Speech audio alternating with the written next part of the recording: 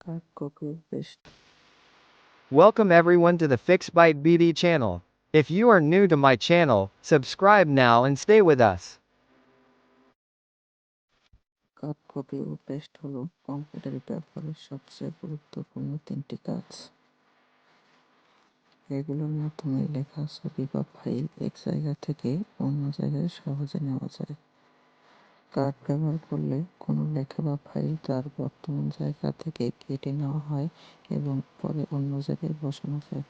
Copy দিয়ে মূল লেখা বা ফাইল না সরিয়ে তার একটি নতুন কপি তৈরি করা হয়।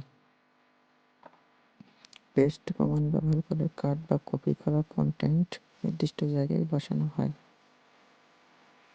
এই তিনটি অপশন কাজের গতি বাড়ায় এবং সময় বাঁচাতে সাহায্য করে।